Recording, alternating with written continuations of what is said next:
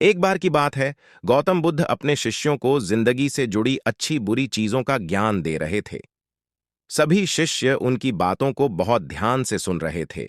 उन सभी में एक शिष्य ऐसा था जिसे प्रश्न पूछने की बहुत आदत थी।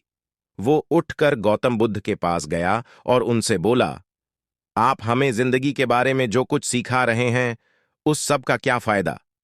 क्योंकि हम में से बहुत से बच्चों को यह भी नहीं पता कि हमारे जीवन का मूल्य क्या है और ये जीवन हमारे लिए कितना कीमती है।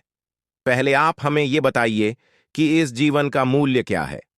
अपने शिष्य की बात सुनकर गौतम बुद्ध अपने कक्ष में गए और एक चमकता हुआ पत्थर का टुकड़ा लेकर आए। वो टुकड़ा उन्होंने अपने शिष्य को दिया और बोले, मैं तुम्हें इस जीवन का मूल्य तब बताऊंगा जब तुम इस पत्थर का सही मूल्य पता लगाकर आओगे। साथ ही ये ध्यान रखना कि तुम्हें ये पत्थर का टुकड़ा किसी को बेचना नहीं है।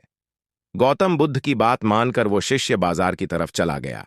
बाजार में सबसे पहले उसकी नजर एक फल बेचने वाले पर पड़ी और उसने वो पत्थर उस फल वाले को दिखाया और बोला, इस पत्थर के बदले आप मुझे कितने फल दे सकते हो?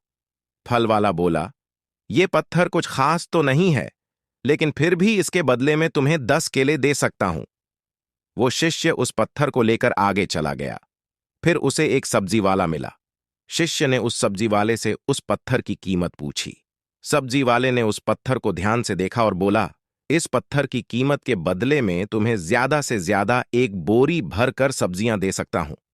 इसके बाद वो शिष्य उस पत्थर को लेकर एक सोने के व्यापारी के पास गया।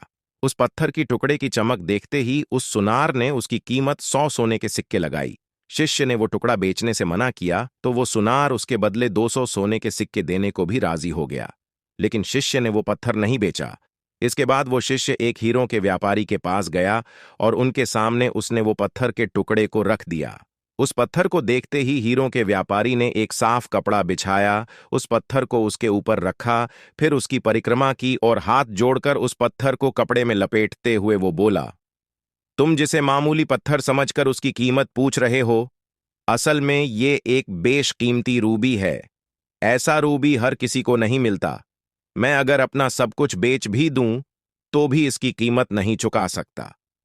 उस व्यापारी की बातें सुनकर वो शिष्य हैरान हो गया। वो दौड़ा दौड़ा सीधा बुद्ध के पास आया और उन्हें उसने जो कुछ भी बाजार में हुआ वो सब बताया। उसकी अचरज भरी बातें सुनकर गौतम बुद्ध बोले, तुम्हारे सवाल का जवाब इस रूबी की कीमत में ही छिपा है। हमारा जीवन भी एक रूबी है। रूबी की तरह ये भी बेशकीमती है, लेकिन हम इस बात को हमेशा नजरअंदाज करते हैं और अपने जीवन का मूल्य नहीं समझते।